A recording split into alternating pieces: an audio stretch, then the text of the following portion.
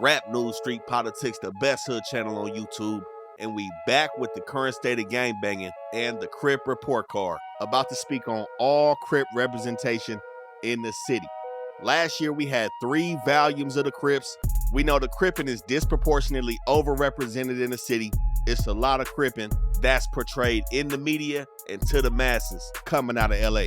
But this year we seen a lot of people come up and put their name outside. And usually, you know, we do see a lot of neighborhood Crip representation, but the gangsters, especially this year, have been getting their shine. And just like last year, we gotta put the Hoovers on the list. Now, I know a lot of people was wondering why the Hoovers is going on the Crip list. The origins of the Hoovers speak for itself. And even though the Hoovers probably pushed CK harder than some blood sets, we gotta say that they more closely aligned to the Crippin' in the city. Now, with that being said, you know how we coming with grading everybody on this list. Number 1, we starting with reputation, impact, and activity in they set, and really grade them on how they represent the Crippin' to the masses. And I just saw Rap News and Street Politics doing their Crip report card. And so I know what grade you guys got, even though you all don't know. Now, before we get cracking, make sure y'all like, comment, and subscribe. Make sure y'all tap in with us on Instagram and let us know what y'all want to see next. I know a lot of y'all looking for another volume of the Bloods, but we also got Sudanio representation that we got to speak on as well. But first up on the list, we got somebody whose name has been buzzing in the streets. A young dude coming out of 6'6", East Coast Crip, Mr. Get Cud JetBkeezy.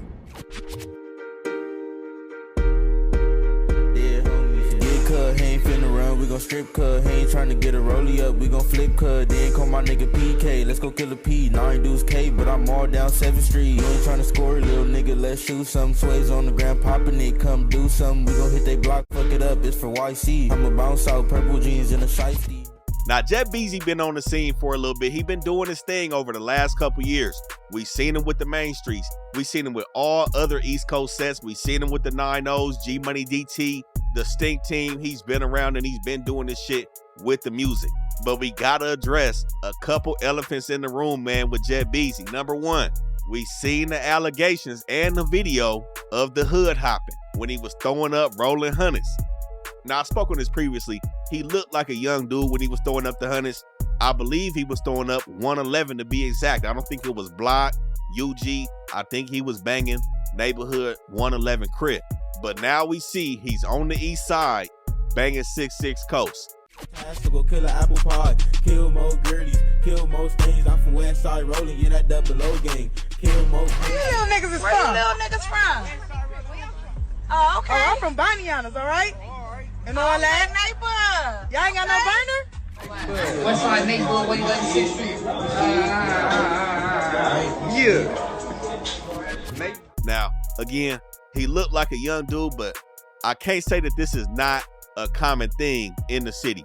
We know, especially when niggas is young, they out here hanging with other homies. They may be going to school on a certain part of town, start picking up shit from either their family, their homies, or wherever they at on that side of the city, and, you know, start getting intertwined. Now, some things happen, you know, some shit could have went bad for him over there. He could have did bunk. Something could have transpired to where dudes from 111 wasn't dealing with JetBkeezy no more. I don't know the whole backstory as to why he switched from the hundreds to 6'6", but I think the overall consensus is we can all agree on that. The hood hopping is a bad look, especially when you on camera with the shit. It's bad representation and it's looking like niggas just want to be included with this Crippin' shit. But it's low-key, possibly some underlying tension that he may have in the hundreds. Like I said, he could have did some bad work. I don't know. But we did see Uzi, Flame Gang Uzi from Block, say that he wished he was the one that caught JetBkeezy instead of them niggas after the Heem Beezy situation. Now, that takes us to the next thing. Now, we seen these young dudes from the coast doing their thing. We gonna speak on him. Uchi Boy, it's a lot of people that's been yanking on chains. You know, we seen Day 3 and his homies yank on Frosty chain. We seen JetBkeezy yank on Heem Beezy chain. Now, that situation, I think it was in a house. It looked like, I don't know if niggas was flocking in there. Somebody looked like they dropped their location. JetBkeezy and his niggas ran up in the spot. Heem Beezy, somebody that we all know is on some weird shit. He looking to play ball out here. I don't know why. He's not built like that, but he got ran up on, and JetBkeezy took credit and flexed his chain. Now, after this, some dudes catch up with JetBkeezy, man. And this is flagrant right here. How you get hog-tied? You know, they had this dude in a zip ties. Basically kidnapped this man. This a grown man got kidnapped. Big guns trying to knock a nigga man down. Niggas better stand down. Bro, stop. Shut your ass now. I'm marrying on my plan now. So fast, I wonder what they can now. Step back to the car. It's a big button. Niggas don't see nothing. That big muggy. We take our 7 6 niggas big cut. Niggas so fast. My ass nigga quick. Park 30 on Park 30. I take my market. If it ain't work for me, I'ma kill something. I ain't got no love for these hoes. I just can't trust these. Hey, tie this nigga up, fool. I said I'll get the team, my nigga. When? Right now, bro. Can I get in the car? No. I swear to God, I'll get the team. I don't got to put it in Uber. This is the bad work I'm talking about. And honestly, it's bad on both sides. My thing is, okay, you caught somebody that can yank your homie chain. If them was Heem Beezy homeboys, I still don't know the full backstory about the shit. Again, these young niggas is outside doing a whole bunch of shit. Like I said, they yanked Frosty chain. This could have been anybody, but you let these niggas get close to you. That whole situation where he was zip tied was behind closed doors. He wasn't outside. I don't know if he was trying to sell some shoes. It was some shit, but then they had the nigga old Benz on camera. I don't know, it looked like he let these dudes too close to him and they got up on him. But the dudes that got up on him did play some weird games. Mind you, it didn't look like they fully beat the brakes off this dude. My thing is, if this your enemy, y'all gangbanging, you doing your shit, number one, them cameras shouldn't even been cut on. Number two, they should have been really whooping feet. Now, I seen him, he was bleeding a little bit, but it looked like they was playing games. Now, I know Heem Beezy. I know he not gangbanging. I don't even know what to speak on about him. I heard some cripping allegations. Of course, he's from Moreno Valley or some shit like that. He was saying blood after he got his chain snatched. So his gangbanging is already not up to par. But with them niggas catching JetBkeezy, they was supposed to do him way worse than they did. But they did embarrass him and mess his reputation up with zip tying and kidnapping this nigga and treating him bad in that room. And after this situation is when we seen Flame Gang speak on how he wished he was the one to catch JetBkeezy instead of the niggas that did catch him. So that's where I'm seeing low-key some underlying issues between him and them niggas in the hundreds. That's to be seen, but honestly, I don't know if we're gonna get to see that, because after this nigga got zip tied, he seemingly got cracking. I don't know the full details of the situation, but 3 days after that A-Tray Hoover shooting, not implicating nobody from the coast in that though, but 3 days after A-Tray Hoover Hood Day got lit up, JetBkeezy on August 6th allegedly commits a premeditated attempted murder, and he got another charge for personal and intentional discharge of a firearm. He got cracking on somebody. Now, I heard he was taunting Heem Beezy people, telling them to check on his people, basically insinuating that he laid some shit down. These charges look like he attempted to. Again, these are all allegations, but this not looking good for JetBkeezy right now. And he got a $1.2 million bail sitting in the county, man. He's not having a good year. Like I said, over the past couple years, his music has been buzzing. But this year, you know, I don't know, niggas just been outside a little more. I see niggas caught him in the car. He looked like he was low-key slipping. I spoke on that situation as well, where both of them niggas didn't get cracking. I don't know if he even saw the nigga that was recording him while he was chilling in the car, but it just seemed like niggas is outside a lot more and somehow, some way, getting caught on some shit more. But until more details come out about this attempted murder he done caught, this shit just not looking good for JetBkeezy. But when we talking reputation, his shit been in the middle of the road. You know, he putting in work and he getting spanked on the back end. I mean, again, you can't be out here getting zip tied. There's no way around that shit. As an adult, it's like, how much you finna fight back? You know, it's like somebody could be sticking something up your ass. You sitting here full-fledged zip tied. That shit crazy, man. You can't be going out like that. He is out here clearly putting in some work. Attempted murders, snatching chains. He's out here doing something. So like I said, reputation is all over the place right now, and the hood hopping is not a thing that we want to see. Impact, we know 6-Pack always got some heavy hitters coming out their section, man. Some niggas that's really representing they set right. JetBkeezy seemed like he was representing that shit right as one of the young homies out here over the last couple years, man. And again, activity, this nigga is outside. I'm not gonna lie, it's very clear that he's a full participant and playing ball in these streets. But as a representation of this crippin', I'm gonna have to give JetBkeezy a C. Now, like I said, if some of this shit wasn't caught on camera, we wouldn't know about him throwing up 111, repping rolling hundreds, getting zip tied.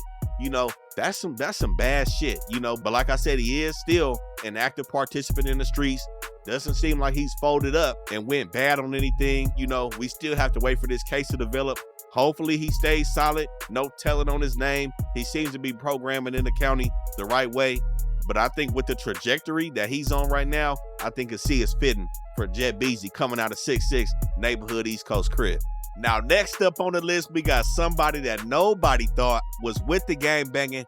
We got Brandon from No Jumper, self-proclaimed member of East Side, Rolling 20 Crip, out the east side of Long Beach. I wouldn't know that you gangbang, so I'm just asking you, bro, like when you was in that lifestyle, what hood was you from? But what I'm saying is, everybody know I was from 20 Crip. I said that I didn't clear. know that. Well, okay. I didn't know that. Well, I yeah. think you told You me. said what? Have you ever heard about me in Long Beach? Not once. Like I'm saying. Now, Brandon has crossed over to the dark side, man. He came out as an intellectual when he first hit No Jumper, and now the dirty past is coming to haunt this dude.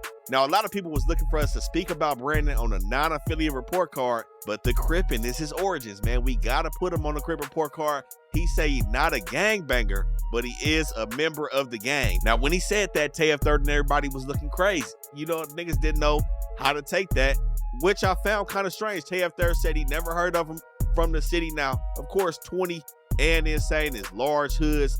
You're not gonna know everybody from every hood. You know, it's just not gonna play out like that. Especially when a nigga career wasn't long and extensive and he's not known for putting in work, which I think is or was Brandon's role with the Crippin'. Now, I am uncomfortable with how he has came out saying he from Rolling 20s. You know what I'm saying? It's like niggas had to press him multiple times over multiple periods of different podcasts and different things he was saying. Niggas is like, hold on, where you from? You know what I'm saying? Niggas really had to squeeze it out of him, and he came out and said he is a member. So let me ask you this. Do you consider yourself a gang member? Because Flacco was saying it's going to start a gang war. He was saying you're in a gang. I didn't know you were in a gang. He was saying rich trappers in a gang. Are you a gang member? Well, I'm a member of the gang, but I'm not a gangbanger. I'm not actively hunting down ops. It's a lot of people like that. Now, Brandon, with being from Long Beach, he spoke about his time where him and his hood have beefed it with Hispanics in Long Beach, you know, basically proclaiming to be an active member at one point. Now, I believe this was around high school. I'm sure he's in his 30s now, but he's alluded to being good in the streets, basically by saying with him being from his set, with the kind of shit he be popping on the internet and on the podcast, somebody, if he had smut on his name, would have been came out like, hold on, that dude ain't solid, or he not really from the set. So that's what he's using to prove that he is good in the Rolling 20s. Now, of course, we don't see this dude with members like Trifling or other members on the east side of Long Beach, other than the Viral Way, which would historically be his enemigo hood. But as of lately, man, he has also been on a downward trajectory with representing this Crippin'. And I say that because he said he wasn't a gangbanger, but he is a member. And I took that as being still currently a member. And his representation of the Crippin', again, has been on a downward trajectory with the shit that's been going on that he's displaying on the internet. And it started with the shit with Suspect. Now, I don't care what I said or graded Suspect on a non-affiliate report card, because the thing is, Brandon did the same shit. He was also in the wrong for not getting cracking with Suspect. Regardless of whatever shit was going on, Suspect pulling the blade, whatever, none of that, all that shit, whatever. And that happened on the second instance anyways. But with another man spitting on you, calling you a bitch, smutting you out to your face, and you not getting cracking on this dude, you not lining up a face. Suspect and said multiple times that niggas could have got down. Now, I believe both of them, like I had said previously, Suspect didn't do what he was supposed to do. Brandon didn't do what he's supposed to do. There's no way, especially a member, is finna be sitting there getting disrespected like this by another grown man. This shit wasn't an antic, it wasn't a game. This nigga Suspect calling him a bitch, and like I said, the ultimate situation is spitting on this man. He didn't get cracking.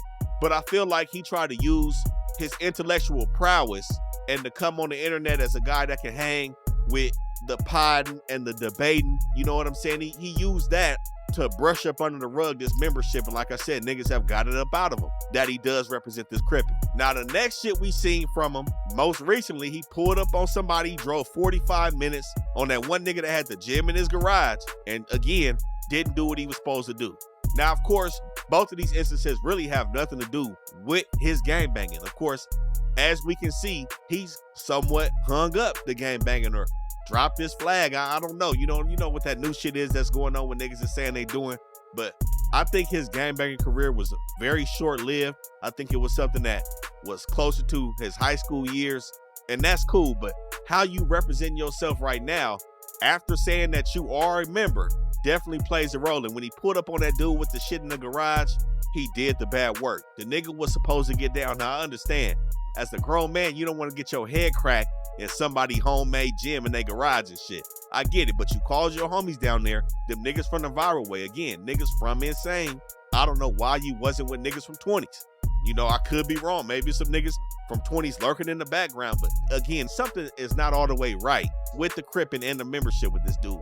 You know, I really wanted to put him on a non-affiliate report card because, again, there's something that's not right with the Crippin'. You know, it doesn't have to be a whole secretive thing that niggas got to draw up out of you. You know what I'm saying? It's like, okay, yeah, this where I'm from, whoopty whoop, and leave it at that. You know what I'm saying? And that shit could have been addressed. But I understand you probably don't want the stigma around you. Or you don't want people to stereotype your character by saying, oh, he's a gang member. All right, boom, put him in this category right here. But eventually, the shit came out anyway. So it is what it is. That's what I didn't like about the shit. But he called the viral way up there and turned down the fade because he said the conditions of the nigga garage weren't up to par with how he liked to fight. That shit bunk. You don't drive 45 minutes to catch a fade and then turn it down because the nigga got a garage gym instead of a actual brick and mortar gym. You know, that shit just don't make any sense. He turned the shit down. He looked like he was scared. He ran from the fade.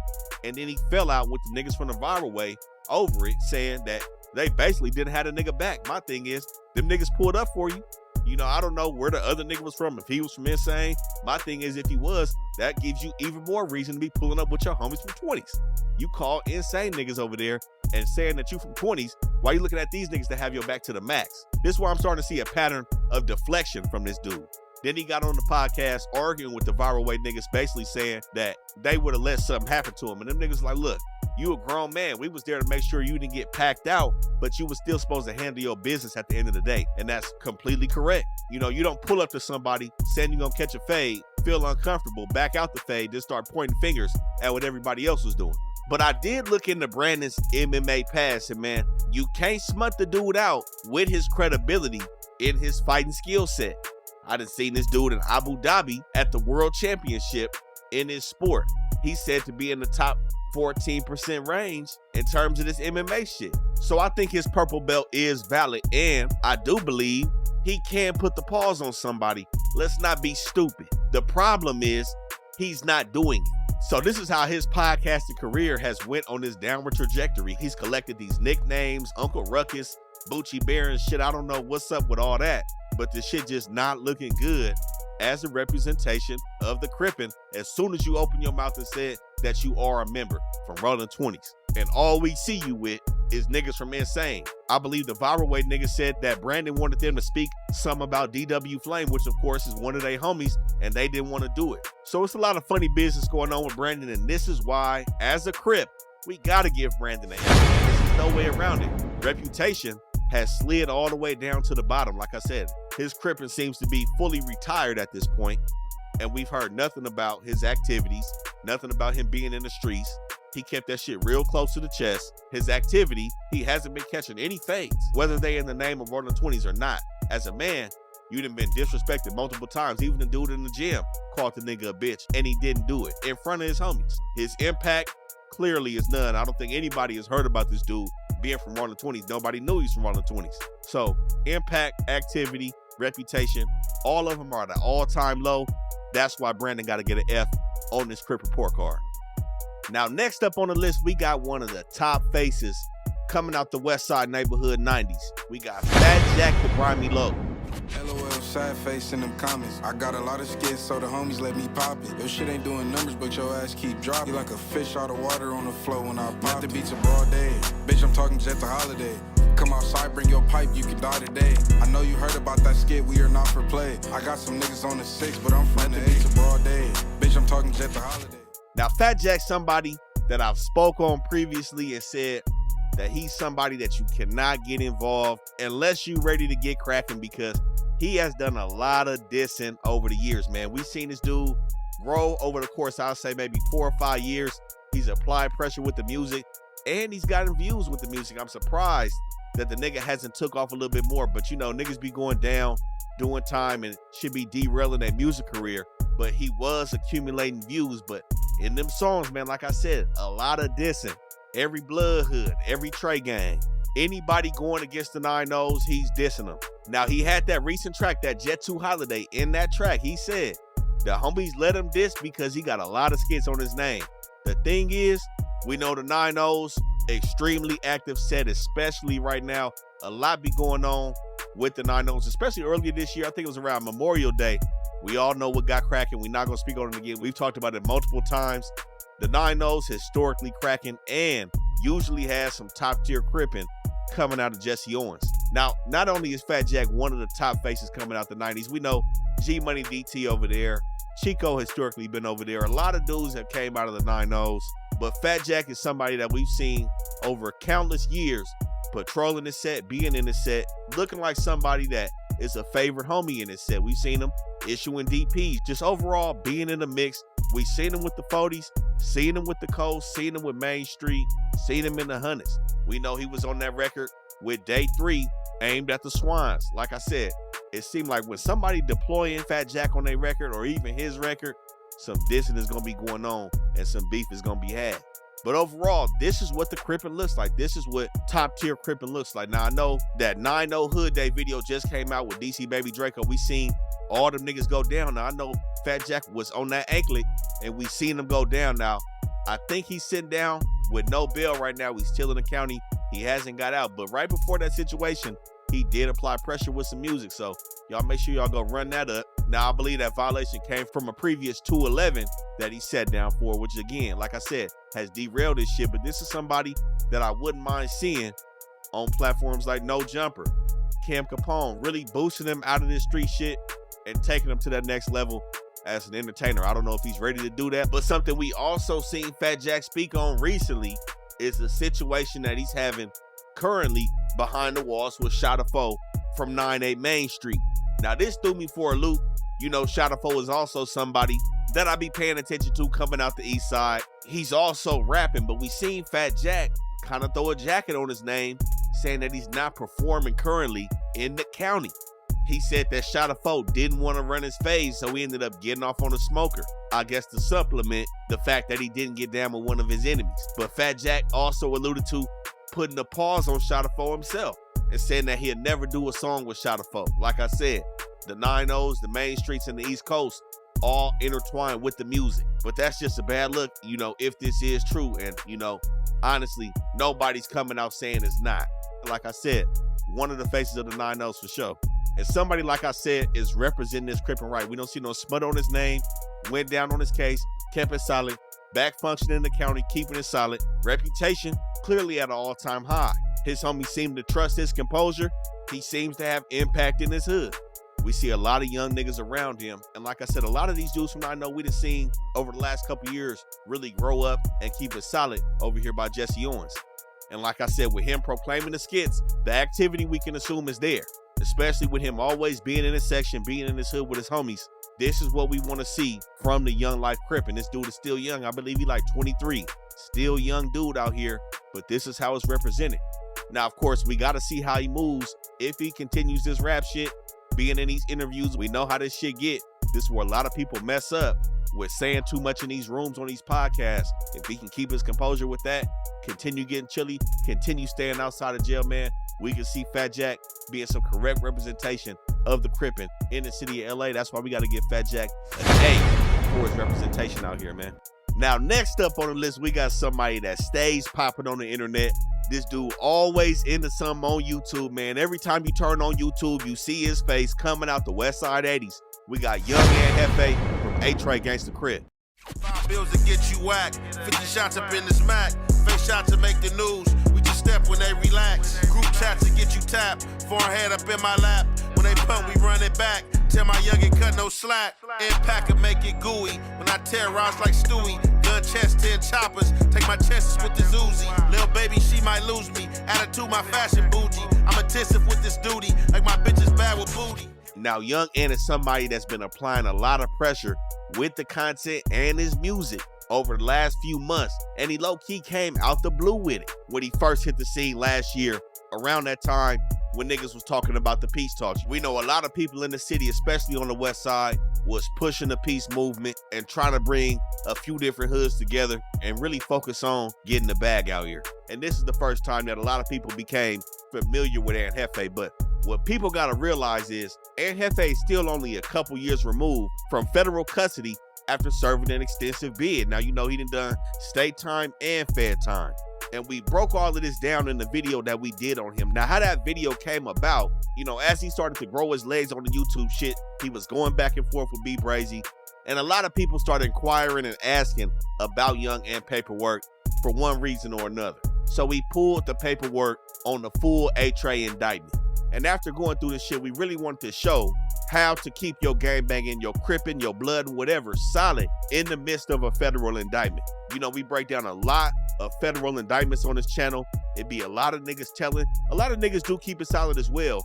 But to see somebody who's now a staple on the internet keep it solid on a large federal indictment like that, you know, it's good to see that shit. You know, niggas taking accountability for their actions and not flipping on their homies just because they faced with adversity. So that's what we seen from Young Ant. That's how that video came about. Y'all make sure y'all go check that out in regards to his paperwork. But as we know, this year, Young Ant took all the way off and got popping all the way on No Jumper, man. Now, like I said, behind the walls, we've heard no bad things about Young Ant. He's put it down. And we've also heard numerous accounts of his reputation on the streets as well before he went to the pen. Now, he hasn't spent a grip of time on the streets like some of these dudes have that we see on the internet. But one thing we do see is his connection between a lot of different members from various hoods. He's accumulated a good amount of respect, not only in his hood, but also outside of the A-Trays, because we always hear about somebody tapping in with Ant in regards to different situations. But as we know, like with most people, Young Ant is not an internet dude. You know, everybody in this space has been outside and did whatever they did in the streets before coming to the internet. And one thing I've seen from Ant is getting acclimated to the internet games and internet politics on No Jumper. Now, like I spoke on before, No Jumper is the expert level of internet podcasting, internet presence, and just putting your face out there. You know, it's a lot that comes with that shit. And we see that with all the hosts on No Jumper. But, you know, we got to address some things that's transpired on No Jumper with Ant. Now, with Kingpin, we all heard the initial record, that slide record that he put out with the disses. Before he yanked them out, before he put the remix out, the nigga was dissing the gangsters. And, you know, when it came out that both of them was finna sit down at No Jumper, it was like, man, all eyes is on this shit because, dude, dissing the 3. We all know where A-Tray Gangsta stands. And overall, we don't see a lot of gangster Crip representation on the internet. I've spoken about it before. Neighborhood Crips are usually represented more. So we had to see what was finna go down now. What I didn't like, when Kingpin first got up there, the nigga had put the disclaimer out like, hey, I'm on shrooms. That's the bad work, man. You know, you dissing niggas. We seen what he said in the interview that he had about Young Ant Jefe before he got there. So you know some serious conversations gotta be had if you finna pop up on this nigga. You know what I'm saying? It's inevitable. This shit gotta be addressed. So why would you pop up in this motherfucker on drugs? That's my number one thing, you know? And then make it a public disclaimer, like, to use that as a crutch, like, hey, if anything go bad in this motherfucker, remember, I'm on shrooms. So that was the first thing I noticed between their interaction. You know what I'm saying? Now, when everything boiled up and it came time to address, I know Adam initially brought it up about Kingpin dissing the 3. And Ant went on to tell Kingpin that he wasn't dissing A-Tray Gangsta. And Kingpin went right along with it and said, yeah, you right, I wasn't dissing A-Tray Gangsta. I don't play into the little fake politics. He ain't dissing A-Tray on the set. Period. I'm not barring no disrespect from no. Ain't never barred no disrespect from no.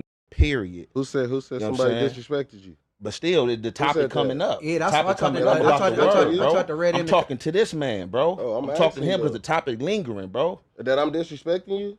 Bro, you not hear what I'm saying? Nah.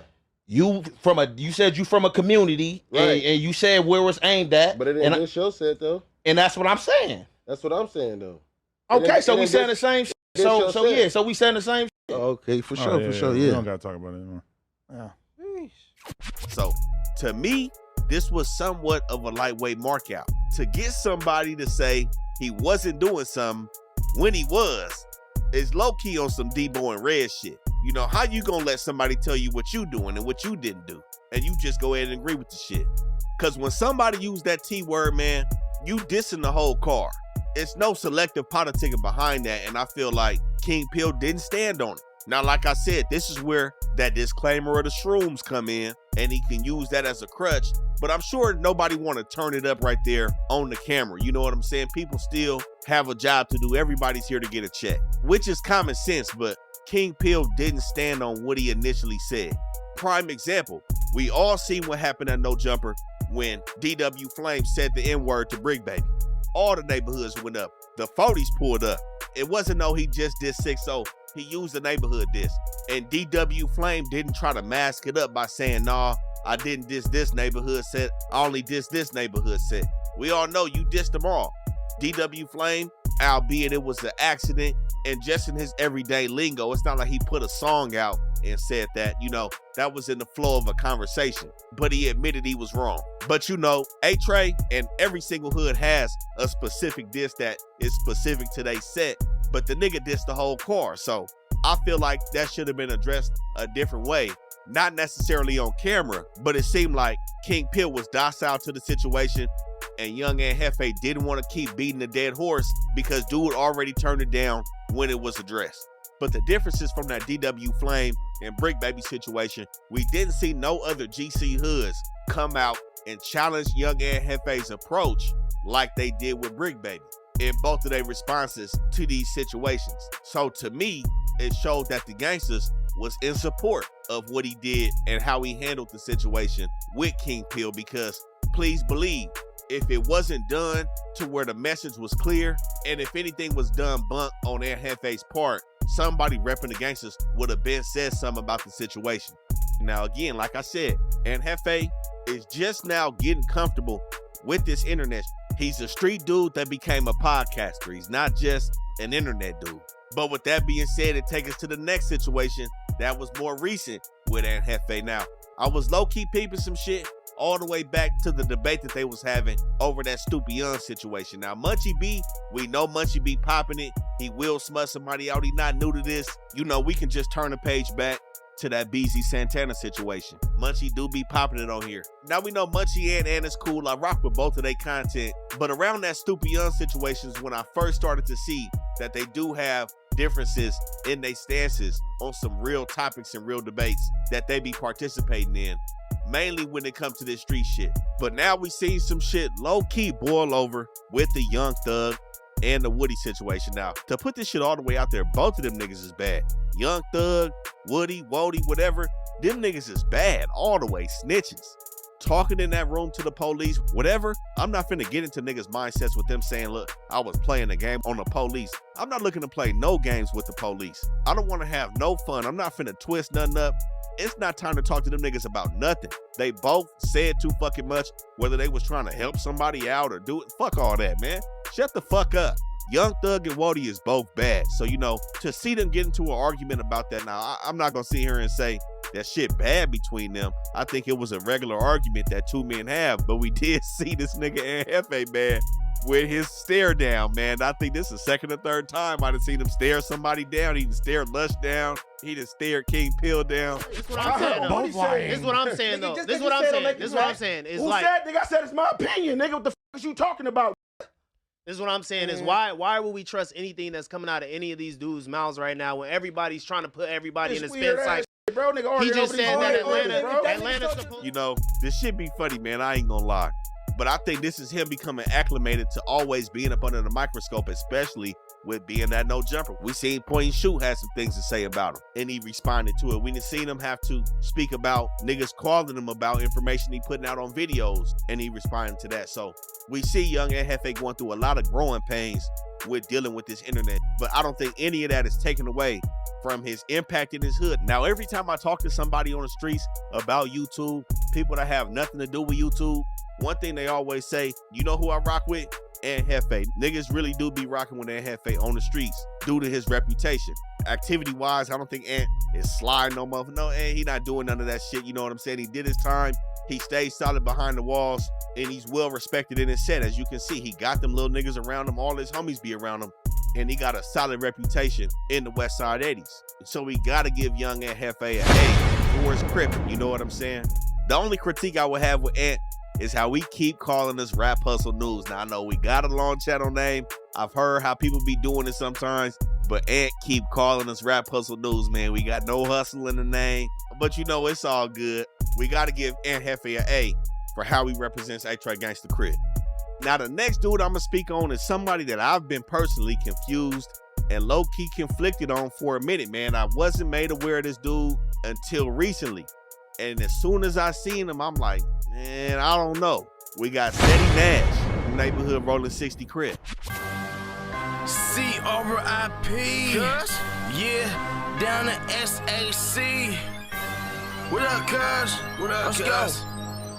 Crip, Crip, Crip, Crip, Crip, Crip, Crip. I never bang on wax, I bang on cats. District crippin', like we bringin' them walking canes cat. Whistle when you see that. Get that, you see them blue bandanas on bananas, knock a gorilla. Now, I've been seeing a lot of segments on Ceddy Nash and his origins, you know, and I'm not saying or talking down on people that come from out of town and join a LA hood, you know. I will say the success rate and really coming out on top of doing something like that is extremely low. You know what I'm saying? Not growing up with niggas, not being around from the beginning and popping out of the blue, you know, especially in your later years. I'm not talking about 13, 14, you know, starting high school out here and then, you know, doing your shit. But I'm talking about after high school, coming out here and aligning yourself with a set. You know, it's not too many ways that shit can turn out positive. I'm gonna just keep it real. And this is low-key what we kind of seeing with Ceddy Nash. Now, like I said, with his origins, we know he's from up north. He's from Sac.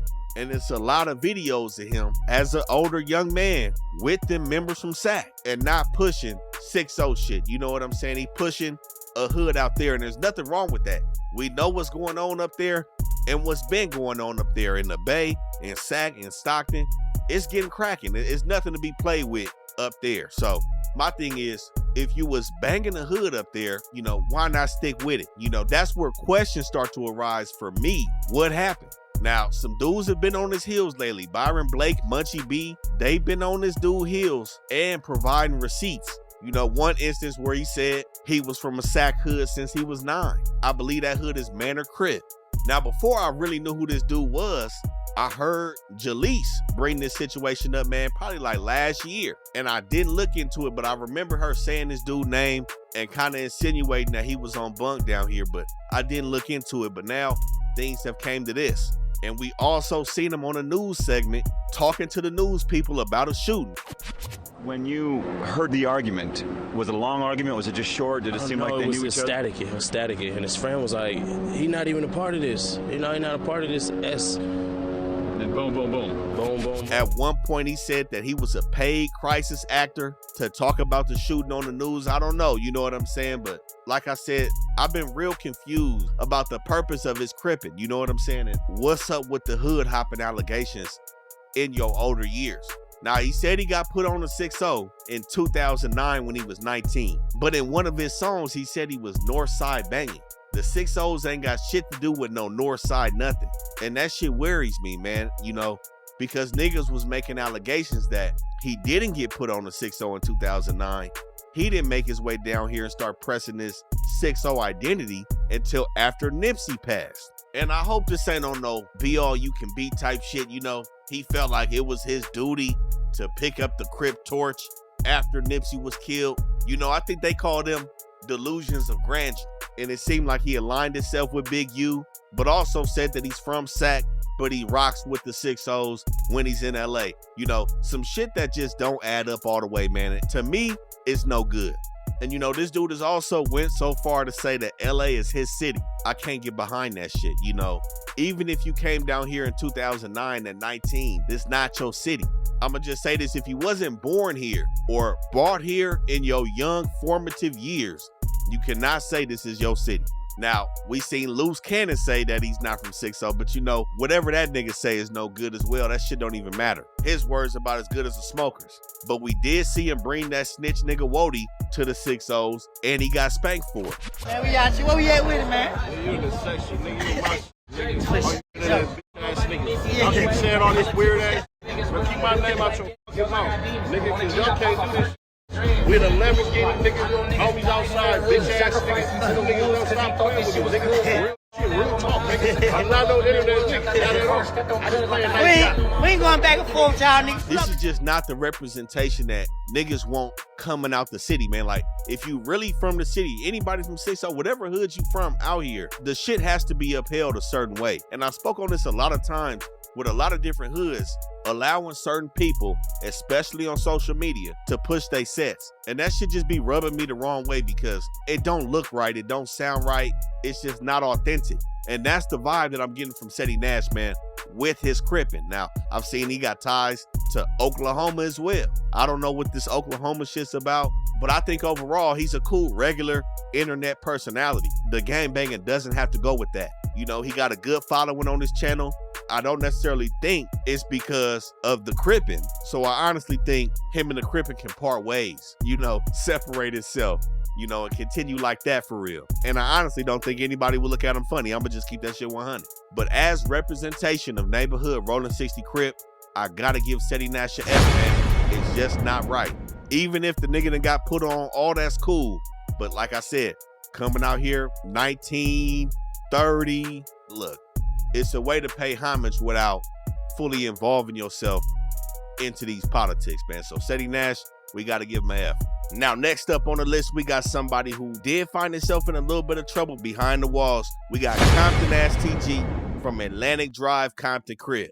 Hey, I like that because I'm an A-boy. I don't play toys, I play with guns, make you pay for it. Red and blue lights behind your whip will make you hate the boys. They put you in back of they whip and end up taking yours. Well, fuck the ops, cops, the judge, and the DA. Solve a piece EA, Nene Bullet, that's PK. Ask my mama, she know it, I've been a problem since a pre-K. I came from nothing, now they got my shit on replay. Now, Compton TG has been sitting down for a little bit from a robbery of a jewelry store out in Palm Desert. Now, everything always been cool with Compton TG, man. His name ain't never been in no bullshit. He always been around solid people in the city. Atlantic Drive, a well-known hood in Compton. You know, overall, no bad things to say about Compton TG. He's came off always as a line presser, aggressive in the music, you know, all around gangbanging. So it came as a surprise seeing his name pop up in the way it did, you know, especially with the facts that was alleged in the altercation that he had behind the wall. So JHood, we all know JHood hasn't been on the internet in a while. He's gonna be home soon, but he had got word about a removal that took place, I believe, while Compton TG was in Calipat in the altercation that took place between Compton TG and some neighborhood Crips. So it wasn't necessarily clear whether it was Compton neighborhood or the other NHCs, but the initial allegations that came out were that he had, for some reason, dissed the neighborhoods on the tier, and niggas had to see about that. Now, again, initial reports was that the neighborhoods ran up on him and had him screaming and crawling up under the bunk in the cell. Now, questions arose about how the 6-0s was able to override the hub and the dub car behind the walls and administer that beating on Compton TG and not go to the hub and the dub, and the hub and the dub not do it, you know? So things like that started to float around. The actual details of the situation started to come about, and that whole situation sounded nasty, you know, saying I'm screaming, I'm sorry, and crawling up under the bunk and getting removed. It sounds extremely bad, especially for how Compton TG represents himself. But then he makes a phone call and explains the situation in a different way, saying it was some horse playing going on. We know that's a problem. The horse playing, that shit gets out of hand.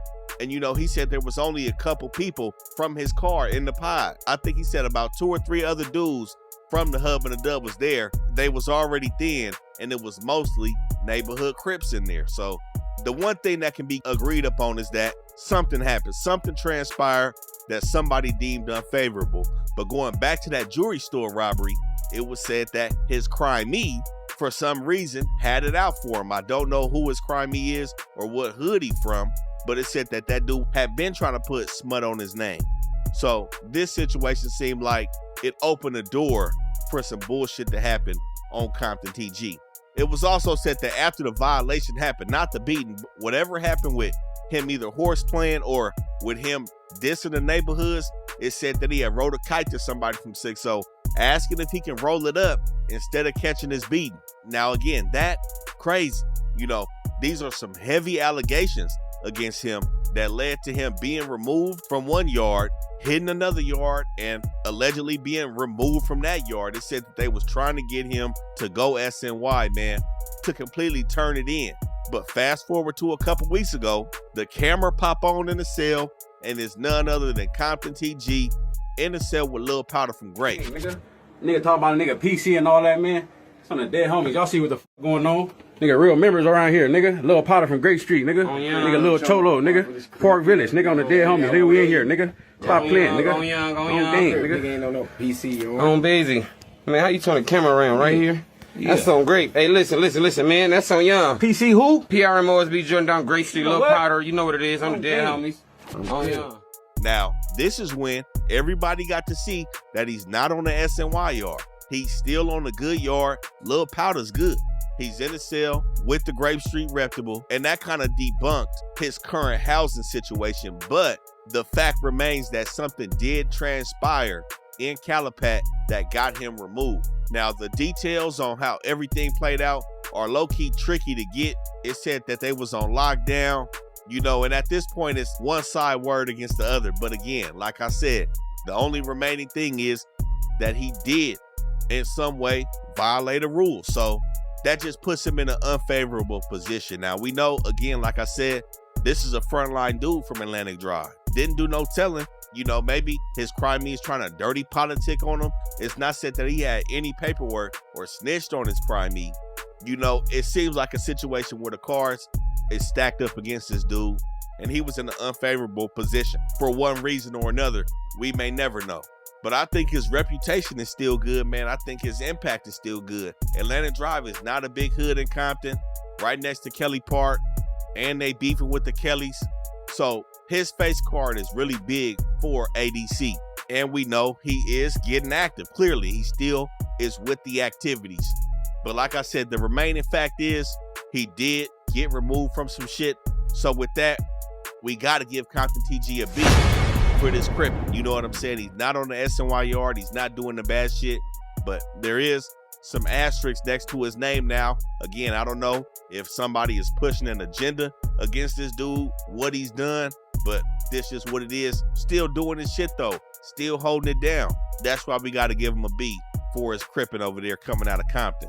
Now, next up, we got somebody who hit the scene around the beginning of when niggas that's locked down got on YouTube. We got JHood from Westside Stevenson Village. I'm JHood from Stevenson Village, and I done did it all. I was just in jail for 4 murders, and I beat him and got found guilty of just 1 manslaughter. I got 11 years, 8 months. Since I've been in jail, my homie's been dying. The woman I fell in love with, she been fucking. Motherfuckers forgot about me. Half the set, don't give a fuck about a nigga. They ain't help with no lawyer fees. They ain't put no money on the nigga books. And you know what I've been doing?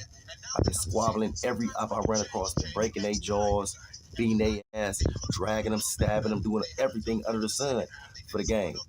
But at the end of the day, the gang don't give a fuck about a nigga. They don't care. That shit bullshit, fool. Go to school. Go get a job. Go take care of your family. That's gangster. It's words from me. I've been shot 11 times for this shit, bro. My brother dead. I got homies that's dead for this shit, bro. I'd have killed for this shit, fool. I'm a convicted killer for the gang, fool.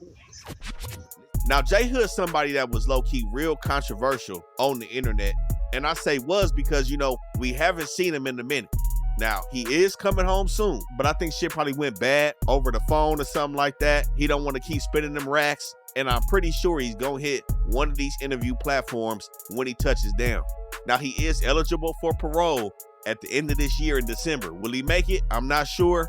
But either way, he does have a date to come back outside and play ball with this internet shit. But it's a few things with JHood that we gotta speak on that have made him a controversial figure on the internet. So number one, like I said, Stevenson Village, they main beef is 190 East Coast Block Crip. But we know, as he's told many times, he's beefing with all of them, 1st Street to 1200 Block.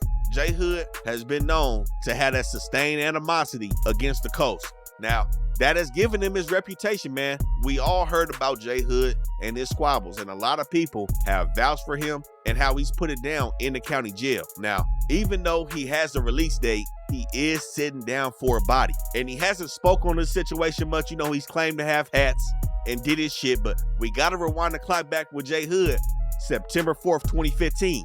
Now, Stevenson Village is known to be cool with the gangster Crips, and this is where JHood finds himself in the shotguns in Gardena on the night of September 4th, 2015. Now, he's over here by 141st in these apartments back here, I believe in like one of them alleyways by them Gardena apartments, where it's JHood, 2 other unidentified dudes, and somebody named Lawrence Weddle. Now, Lawrence Weddle is Bullet from Insane Crip out in Long Beach. Again, another Trey Hood. So the gangsters is all over here in the shotguns kicking it. These are all allied sets. And it said that an altercation breaks out between Bullet and 3 other gang members, where it started off as a verbal altercation and moved to a physical altercation and resulted in Bullet from Insane being shot multiple times in the chest and in the abdomen. Now, overall, Bullet sustained 7 gunshot wounds over here in the shotguns. And as you can see, there's a grip of entry and exit wounds on his body. And this is what JHood is sitting down for. So it said that he let off 15 rounds, with again, Bullet being hit 7 times over here. And of course, with a release date, the murder charge got dropped down to a voluntary manslaughter charge, which he pled to May of 2022. So, you know, that whole 7-year time span, he sat in the county and racking up almost a year of good time, which is why we see him eligible for parole less than 3 years after he hit the pen. Now, Bullet was a reputable member from Insane. And, you know, I don't know if JHood didn't really speak on this situation because it was some shit that involved the gangsters, but this situation led him to his next problem and what really made him such a controversial person on the internet, with him being on the SNY yard. So he tells a story about being dirty politicked on. And again, you know, these are some of the hardest things to get down, especially with some shit behind the walls. You know, the paperwork is extremely necessary, but what he spoke on was that he was initially being told on by his homies. Now, I don't know if it was them other 2 dudes that was there that night with Bullet getting killed in the shotguns, but the way he kind of put it was that niggas was saying his name and he had said their name or some shit like that, not necessarily implicating them, but basically saying all he did was confirm that somebody was there who the police already knew was there. Now, word got back to his G homie while he was on a good yard. Now, the thing is about Stevenson Village, it's not a big hood, nowhere near a big set, but they do have a strong reputation. And sometimes what we see from sets that aren't that big, they have to be even stronger to uphold their reputation. So when JHood said he explained this situation to his G homie and showed him his paperwork, his G homie took it, but later came back with the removal. So he said the line was pressed on him to get removed out the yard. He says his homies didn't really want to do it, but the G homie is making a point of emphasis that JHood needs to go for being bad and snitching in a situation. Now, when JHood gets out, he may present his paperwork. I'm not gonna sit here and say that he's a snitch. And the thing is, I see a lot of niggas was fucking with JHood and talking to JHood. So I think other people feel the same way. They can't necessarily say nothing bad about him in terms of having paperwork because it hasn't came out. Now, the fact does remain about him being on the SNY yard. You know, that's always a point of contention. You know what I'm saying? Niggas is always pleading their case about that situation. You know, there's really no way around that, you know, especially to niggas that have never hit no SNY yard or did no shit like that, that stayed on the main line. It's just all bad at that point. But seemingly JHood stayed solid in the streets and when he was in the county jail. You know, like I said, with the fades, we know he was putting in work, as we can see, and niggas was gunning for him as well. So I don't think JHood is a mark or a buster by any stretch of the imagination. Again, I can't say he's snitching. I think he's a very impactful person for Stevenson Village. You know, whether they dirty politicking on him or not, I feel like he's performed and been a strong homie for them. His reputation seemingly is decent. Like I said, I've seen a lot of members in conversation and communication with this dude. A lot of good members in communication with this dude. But of course, there's homies from his set and probably other people that don't deem him to be good. But overall, since he is on the SNY yard, we got to give JHood a beat, you know, until further notice, until the claims can fully be debunked and we see exactly what was said in the paperwork and we can actually prove that he was dirty politicked on for one reason or another. But still, I deem somebody that is some good Crip representation out here, and we're going to be seeing that dude soon for sure. Now, another dude I'm going to speak on is somebody that has been graded on a previous report card, and is the first person where we had to double back on and adjust his grade because he seemingly was doing some foul shit to his homies, man. We got X4 from Neighborhood rolling 40 Crip. Niggas better stay up in their place before we spank you. Don't ask us why you getting all these fades, cause we hate you. Even if you don't wanna fight, we gon' make you. Even if you try to run my tiny, still gon' chase you. Was finna pull a skate, had to look at my ankle. Now, you know, in the first ever report card that we did, this was at a time when X4 and 4 Extra had really came out and was putting on for the West Side 40s, you know. X4 was applying pressure with the music. He had his first couple interviews with Adam and Street TV, and I feel like he performed well in them interviews with not saying too much, you know what I'm saying? Having composure with the gangbanging, you know, because a lot of times we see a lot of people get up in these interview rooms and on these cameras and shit and start talking crazy, and then they look stupid on the back end, you know. So with that being said, we had gave X4 an A for his representation as a 40 Crip.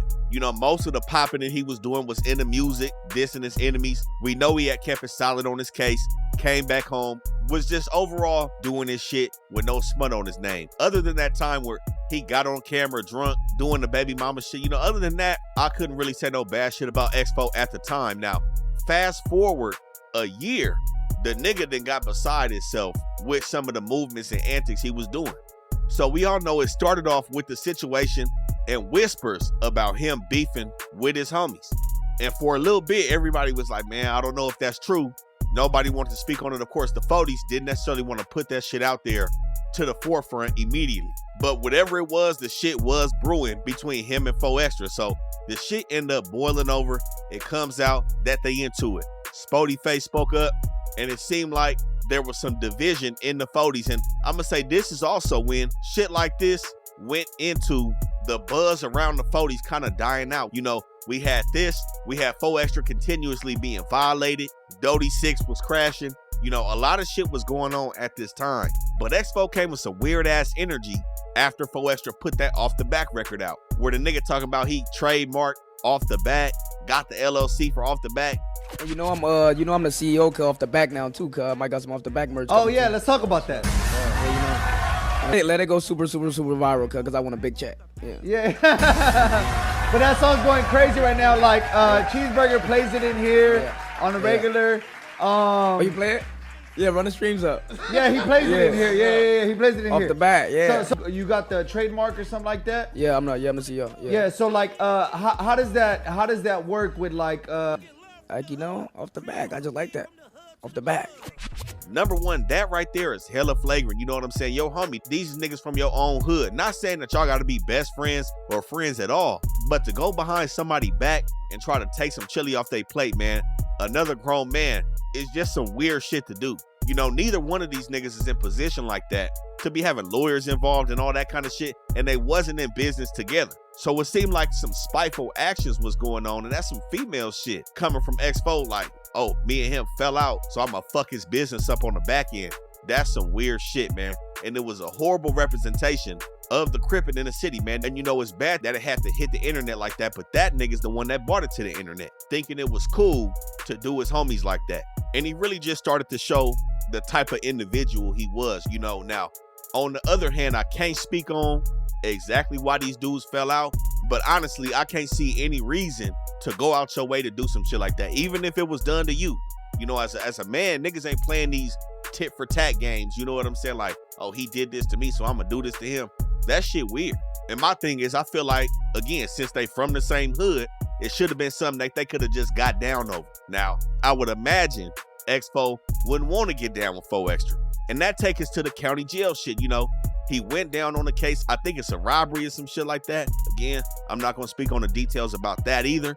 all of those are allegations on his name, but he is sitting down right now. But niggas was saying that he PC when he got there. Now, I heard it was some shit about not wanting to be in the dorm with the Hoovers. And we know Expo do be popping it a lot, man. This would be bad on his name. But I believe it came out that he wasn't in PC, you know. Like I said, when it's shit that got to do with niggas behind the wall, man, it's very hard to really nail down exactly what the fuck is going on. And that shit just end up blowing over because it's always he say, she say with that kind of shit. But overall, I feel like Expo went out bad and kind of showed niggas his true colors with the way he was moving and kind of moving, like I said, on some female shit and on some childish shit. And you know, that's not the way this shit got to be represented in the city, man. Especially when niggas from out of town or the media see you got your shit blasted all over your face, 40 this, 40 that, everything is on rolling, and then they see you doing some shit like this, it just ain't it, man. Before he did all that, he should have got active, should have got down with 4 Extra, so that turned his activity down. Reputation going out bad, and it's fucking his impact up in the hood, man. This dude is untrustworthy with his own homies, man. So we gotta give Expo a D for these antics that he done pulled in his set. Now, of course, we ain't seen no snitching on his name, no weird shit like that. You know, we haven't necessarily seen him or can prove that he was ducking shit, so we can't fully smut him out, but we got to give him a D. Now, the next member we got to speak on is somebody that got a crazy reputation for what transpired in his past, and somebody that hit the scene extremely outspoken and pushing the line for their community.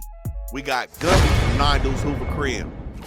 That's what you do. Stop helping people who y'all think need the help. Help the people who really need it. The boots on the ground. All these dudes out here talking about. So there's like abused women, and like and I their feel kids. I feel for the abused women and their kids. Yeah. But right now, I'm from Hoover. I'm a gang member. We come first at this point.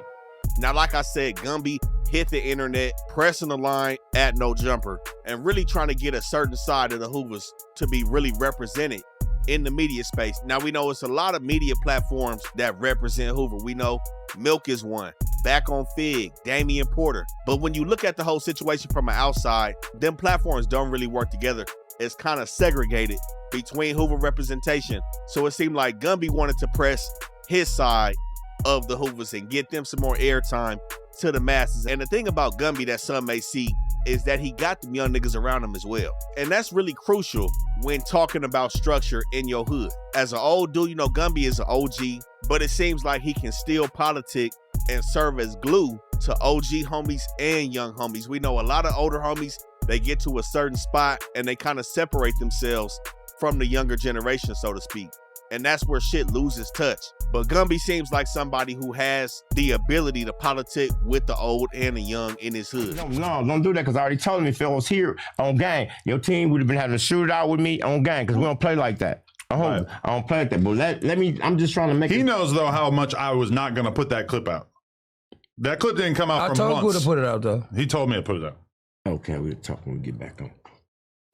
Now, the key thing about Gumby that everybody knows about is the situation that happened with him behind the walls, where he had to press play on one of his homies. And he also became infamous for being exonerated in his case after serving 16 years for some bullshit. And it said that he won a settlement and really just got a wild backstory coming out the 90s. But like I said, with him being outspoken, he's made some wild claims, and he hasn't spared his tongue on a lot of different topics. We seen him call out T-Rail and Back on Fig for not representing Hoover the right way. We seen him call out Milk for whatever reason. He spoke about a time where he said he pressed Boozy over a messed up money situation.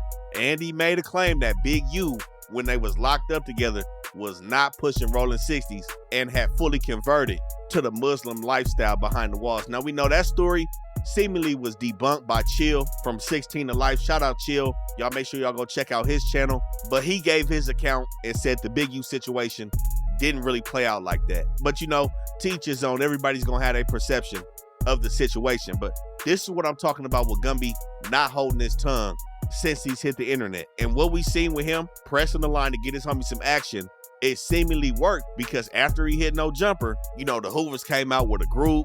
We started to see him a little bit more. And then we know a lot of bullshit has transpired and it's low-key derailed their movement since then. But you know, even though Gumby has brought some internal shit between him and his homies to the internet that we probably really didn't need to see, we still see niggas speaking highly of his name. No smut on his name. I think the only thing that I would deem questionable that he's done to this point is sit down with Wack. We know when he came out, Wack had a lot of popping it to do, and then he popped out with Young Hawk, and then Gumby came back around and sat down with Wack. Now, that's some of them prime internet games and shit, but I'm not gonna speak too much on that. But other than that, Gumby has been a solid representation since he made his debut on the internet. We know we got Checkin' Ain't Cheating. Y'all make sure y'all go check him out. He said he don't fuck with the grid, he fuck with the gang. So we know this is somebody, again, that's still outside, pushing the line, still looking to represent his hood the right way and lead his homies in the right way. So, you know, we got to give OG Gumby 9 Deuce Hoover an A for his representation on the internet. Now, up next, we got an OG coming out the west side of Compton that's really made itself a staple on YouTube. And it's also been applying pressure with the content, but this came after applying pressure in the streets. We got Compton Ricc Roc from West Side Nutty Block Compton Crip.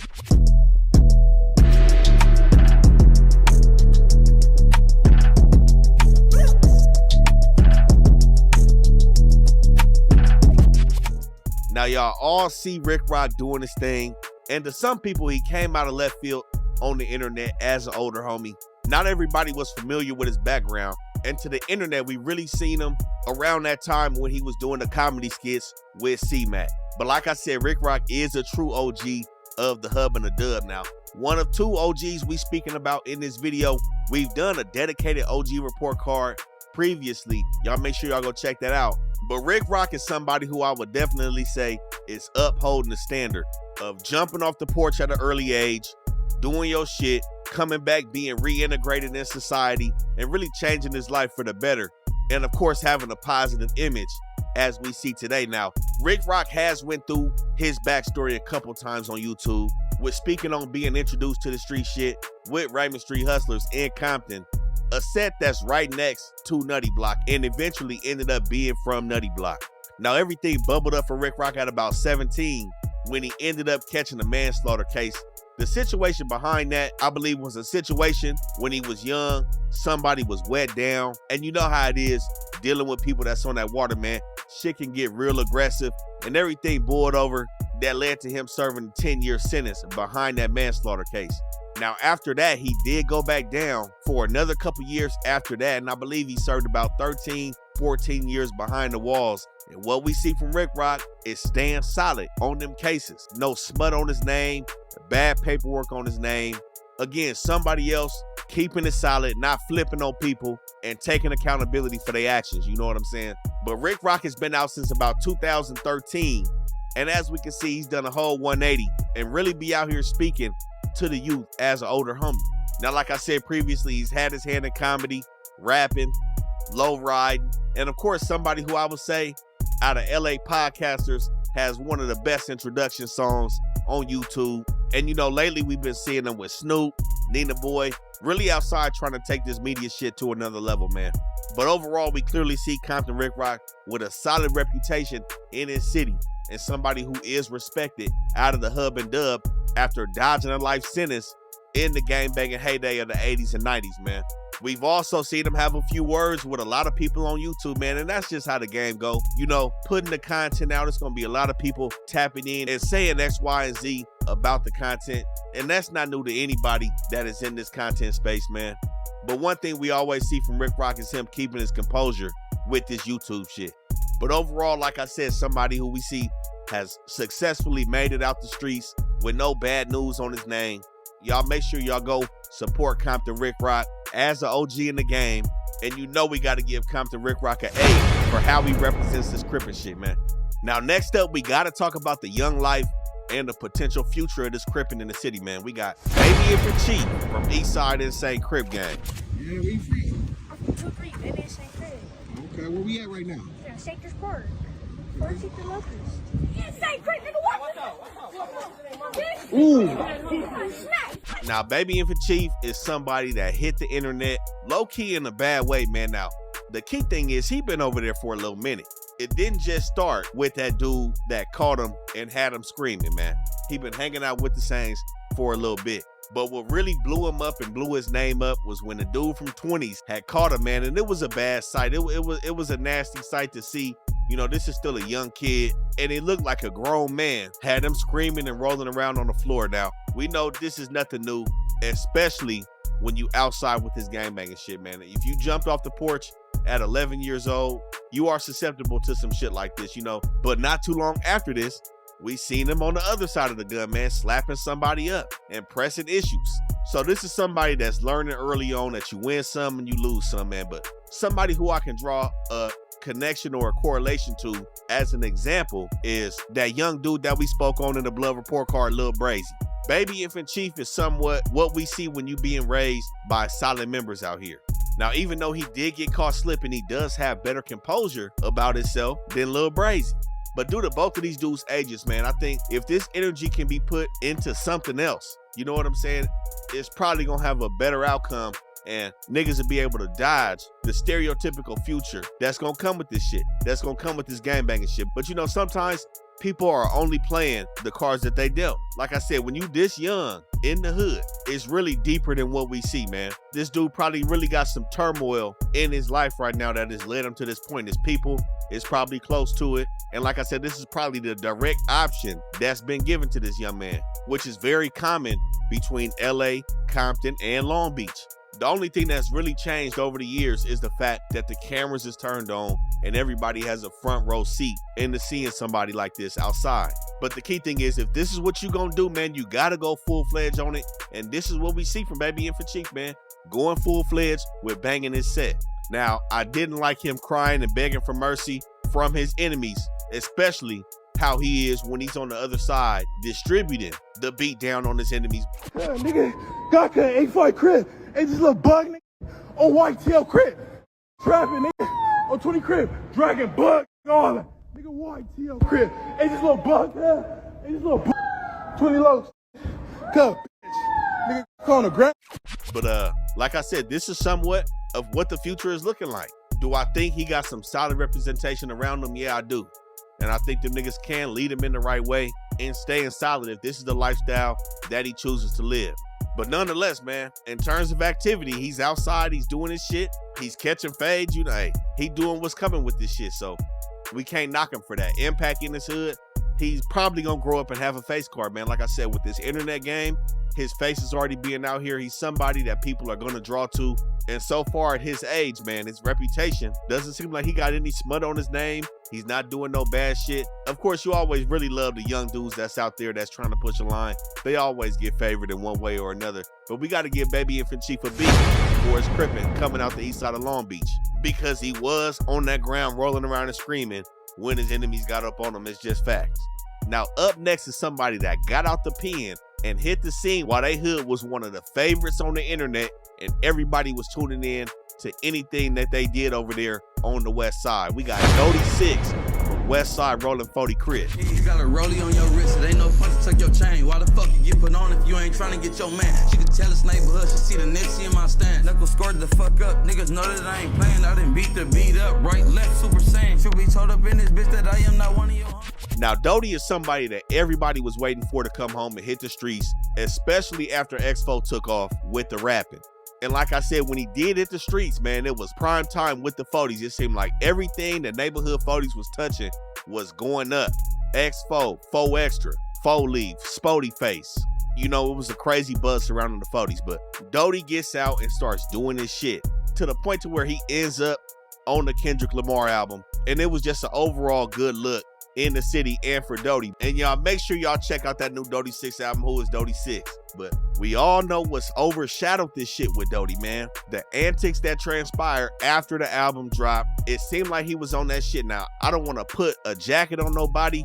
I ain't seen him smoking, but you know, some shit was irregular about how he was moving and crashing out with this internet shit. You know, he had some words for Kendrick after the album, you know, some internal shit that they had going on. We seen him crash in the whip, face all bloody, bitch in the car. He was doing a whole lot.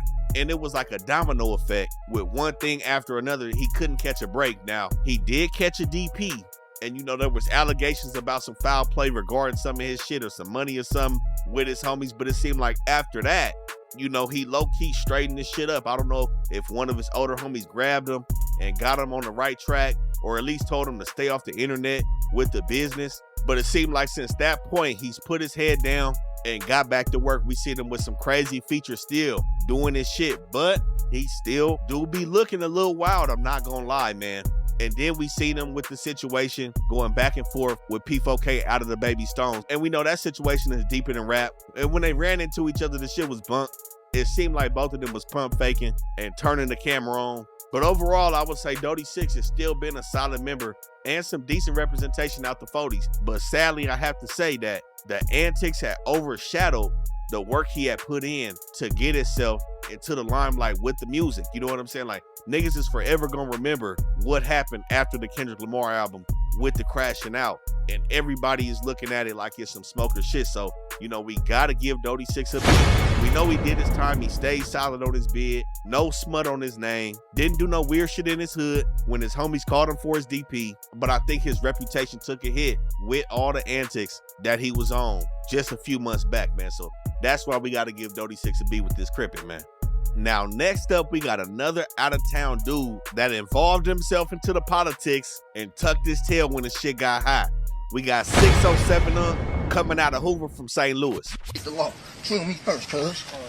Swing on me first, cuz. Swing on me first. Swing on me first. Swing on me first. Swing on me first. Swing on my first. Swing on me first. So that way I gotta reach to clap your ass. From St. Louis, we don't squabble. See, y'all LA different. Y'all brag about fighting. If you gonna let 4 extras know you from Hoover. I'm from Hoover. I'm from Hoover. Now, the crazy thing about 607, I don't know if this is true. He came through and said his hood was a part of an alliance between 60 and 107 Hoover. Now, we know he was not prepared in regards to LA politics, especially being acclimated to a situation like that in St. Louis. Now, I'm very familiar with St. Louis. A lot of my people is out there still on the north side. Shout out to y'all. I've been in a lot of different hoods in St. Louis, but of course, I'm not too familiar with their politics. But this is another dude that's came out here and played games with our politics. But the key thing we gotta note about 607, this nigga's a smoker.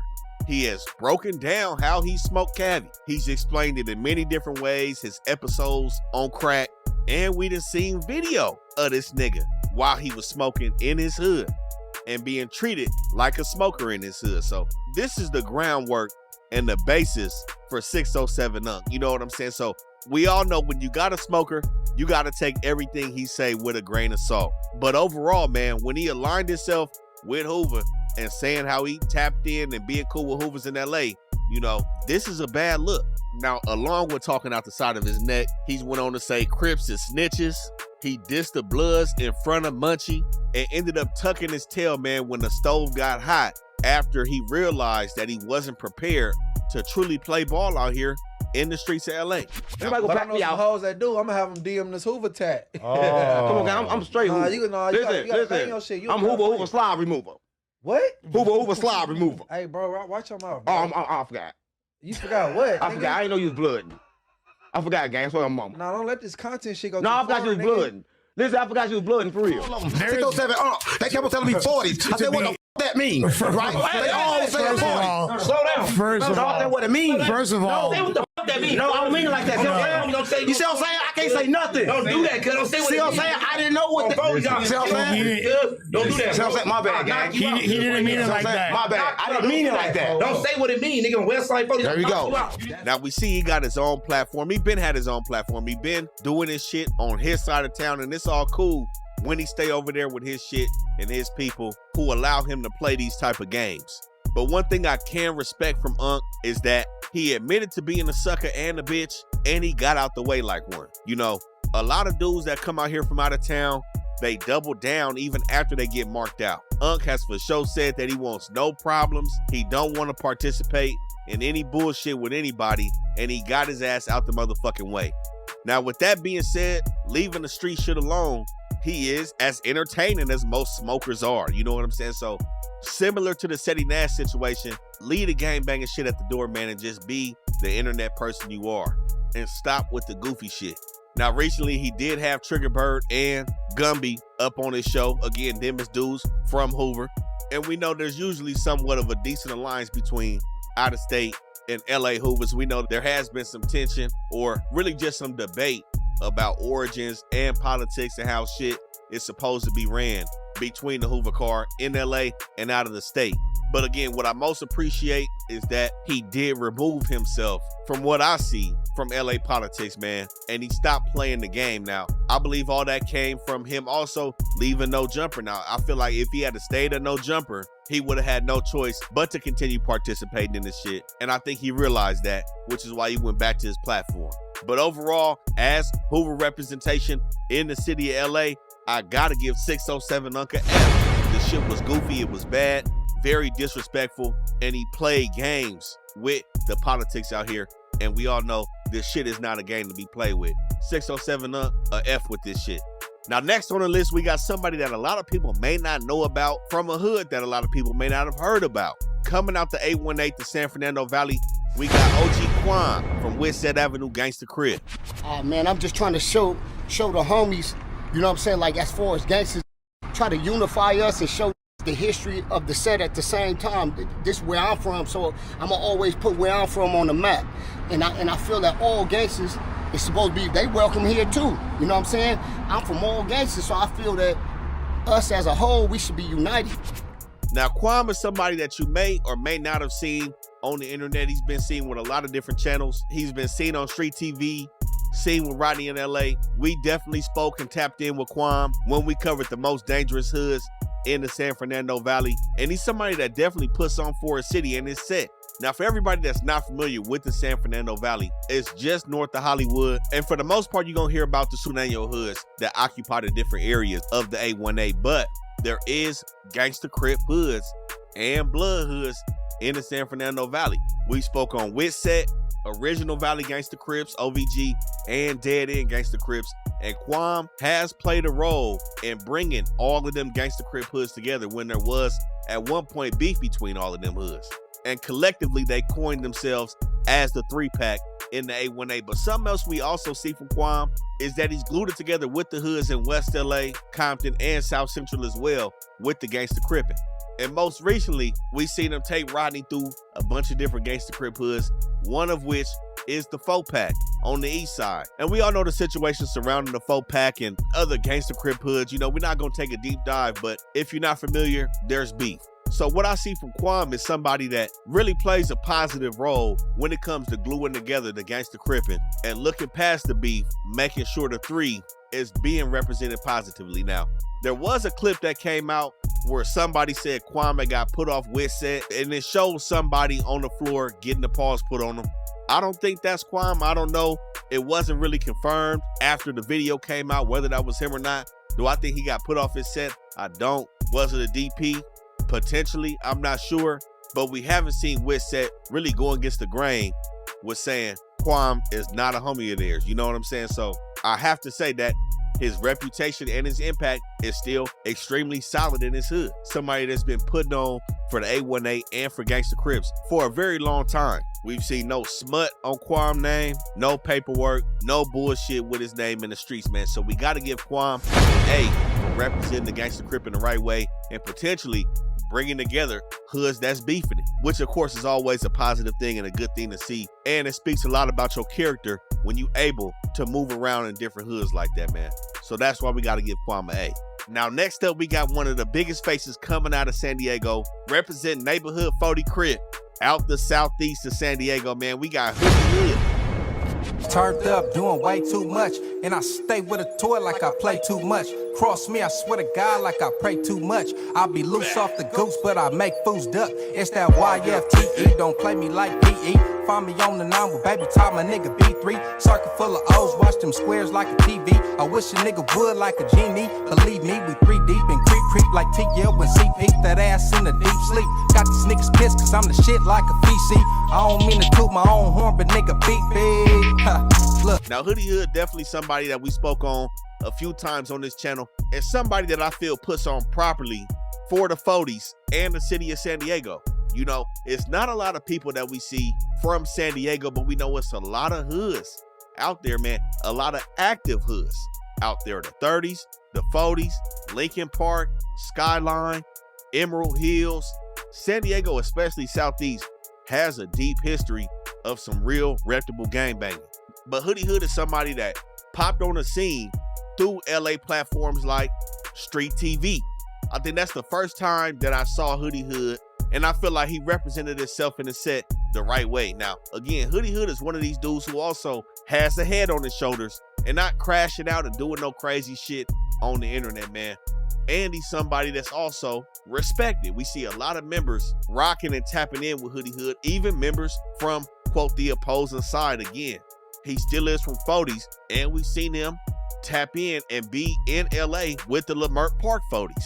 Now, I've also seen him have conversations with Blue Rag from Do Rock Gangsters, and I've also seen him not play favoritism with people like Brick Baby, even though they represent the same car. I have seen him keep it neutral with upholding his homies to the same standards that all members should be following. Now, Hoodie Hood is also somebody who has went down and served time. Again, no smut on his name, no bad paperwork, and somebody that's represented 40s in the right way.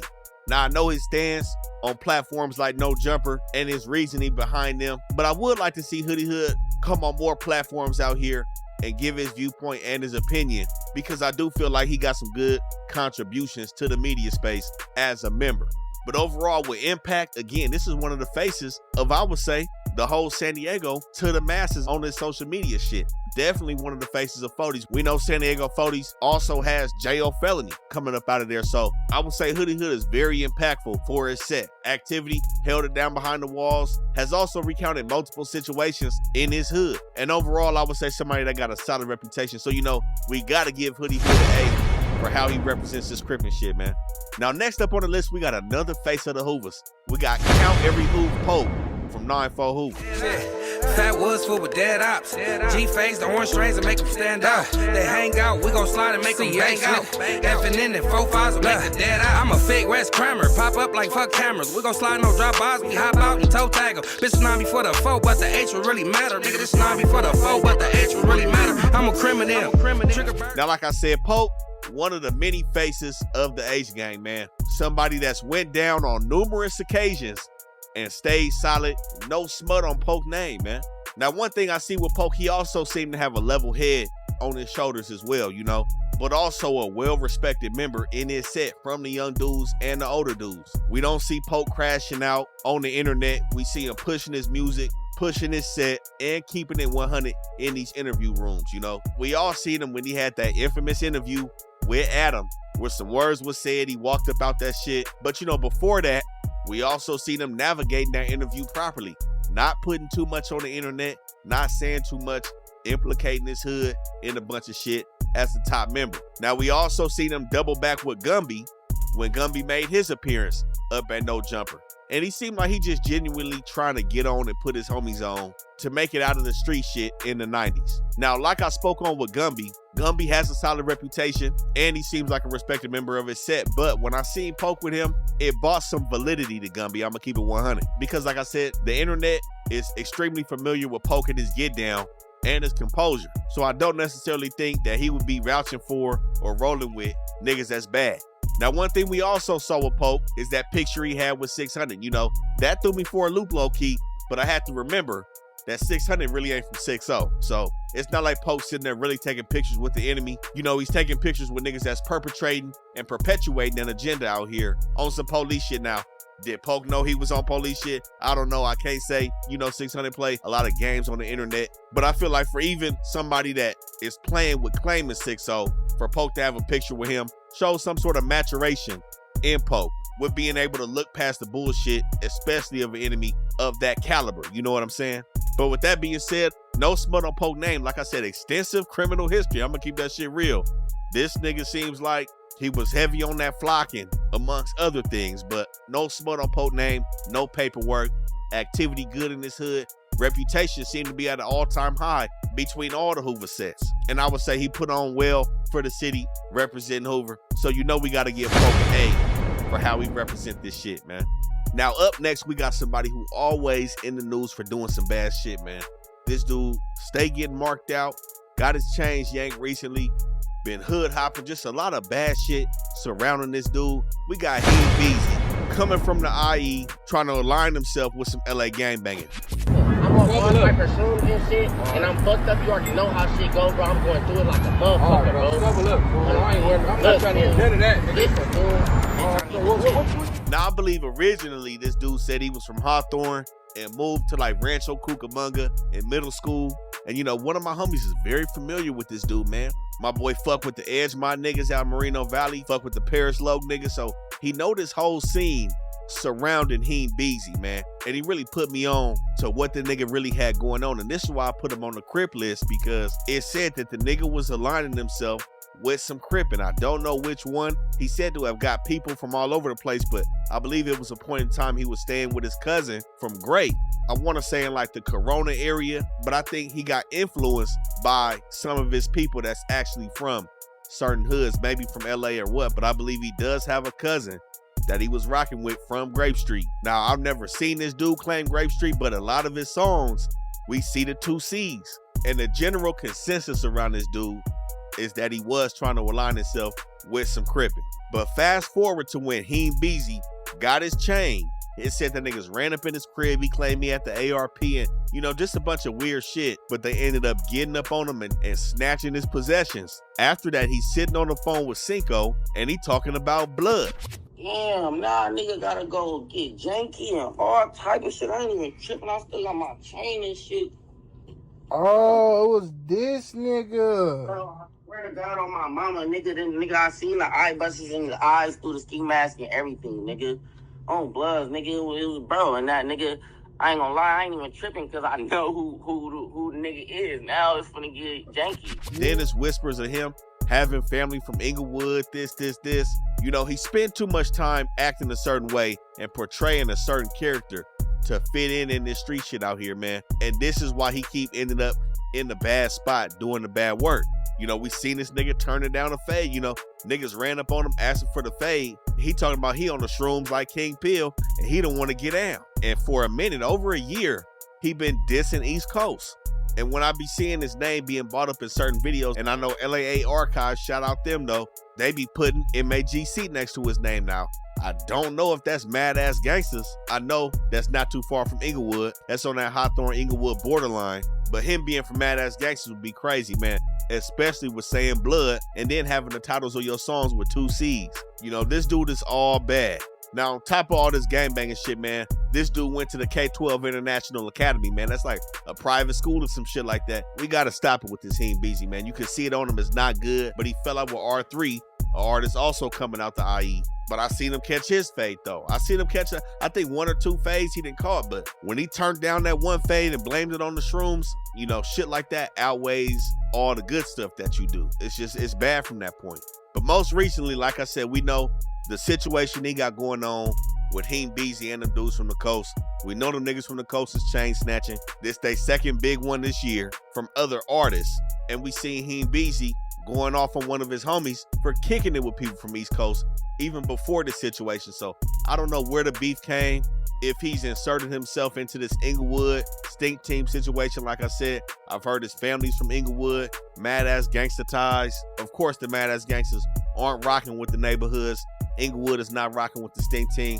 I don't know if those are the origins, if he's inserted himself into some shit like that, which to me is still unnecessary. He got no business doing it, but then I seen him in a picture throwing up a beat. So this young man seems very confused, man. I think he's still very young. And you know, I'm gonna be honest, this sometimes be the problem, man. With niggas that come from other spots to the city, sometimes I feel like it's like overwhelming for niggas and they don't know how to act. Like they ain't been nowhere. This is the type of vibe that I'm getting from this nigga. He don't know how to act in the city and he wants to be accepted. You know what I'm saying? So shit like that is always gonna end you up in a bad situation. You gotta leave this gangbanging alone. Heem Beezy need to leave this gangbanging alone. The crippin', the bloodin', whatever it is, it's a wrap for that. Like I said, man, niggas gotta stick to the music, stay in their lane. Stop beefing with gang members and shit. All that shit gonna bring you nothing but negativity at the end of the day, man. Especially if you not cut from that cloth, if those are not your origins, man. And we know that they are not his origins coming from Rancho Cucamonga. So you know what we got for this dude, a F-. He can never come back from this shit. It's too much. It's blatant and it's extremely flagrant in everybody's faces what he's doing, man. And the niggas he's around should be held accountable too for allowing him to get to this point.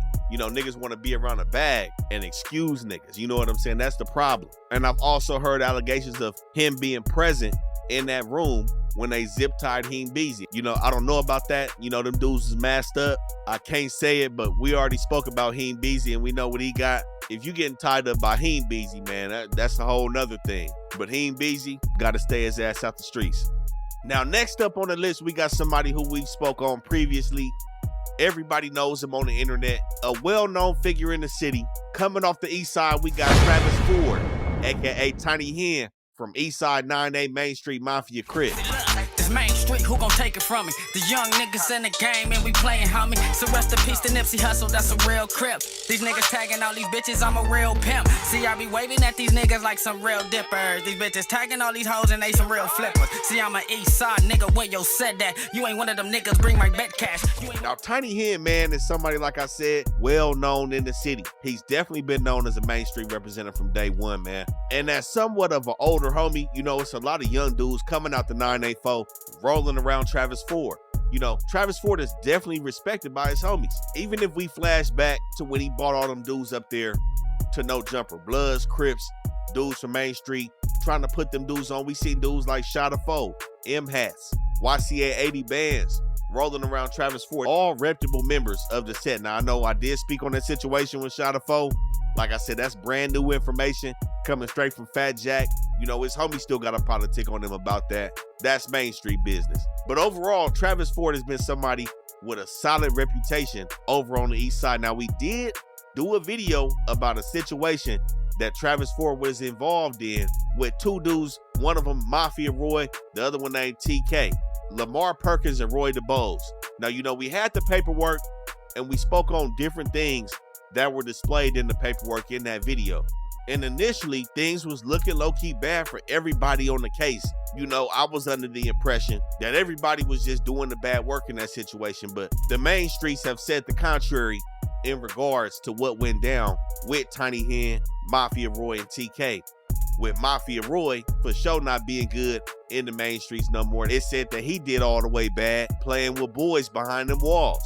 And Lamar Perkins also did bad on that case. So, you know, we had to revisit that situation with Tiny Hen and make sure everything was displayed properly. But like I said, we done see this dude all over the city. We seen him on Street TV, seen him on No Jumper. They moved him up to Plug Talk. I don't know what he doing on there. He doing his thing. But like I said, he's somebody that's respected in his hood, man. And coming from a hood like Main Street, it says a lot. Main Street is not a hood that plays games. We know it's a lot of beef to be had over there on the east side. And we all know what the whispers are on the streets right now with the main streets and the Hoovers. You know, no games is being played on the east side, man. And for Travis Ford to be out there as a voice of 9-8, you know, that says a lot about his character, man. I see he trying to do his YouTube boxing shit too. And really just trying to put the whole city on, especially people out the east side. We know the east side, you can really be underrepresented, especially if you're not from Watts. And then further south, Compton, some of them dudes can really be underrepresented to the media. So y'all make sure y'all go check Travis Ford business out. I know his name was going crazy over the No Jumper situation, but he's still out here doing this shit. You know, we got to give Travis Ford an A, again, as a voice of 9A Main Street.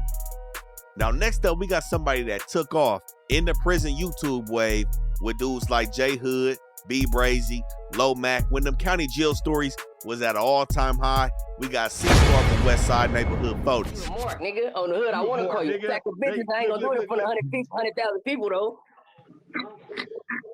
Nah. Look, C-Starr. A nigga wasn't gonna have a nigga get on here and clash. Dead homies. That's not what a nigga was trying to do. Now, C-Starr or Chipper Star, you can find this dude on 40 this, 40 that.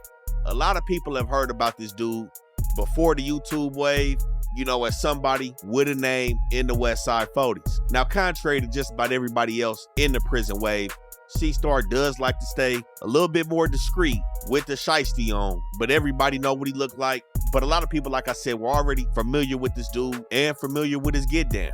Now, like he said previously, he's been sitting down for about 8 years now. And one thing that I did like to see from C-Starr is that he was able to tell his own story on his channel, in his words, the way shit went down for him. The situation with his baby mama, I believe, you know, everything that's really led up to him being behind the walls right now.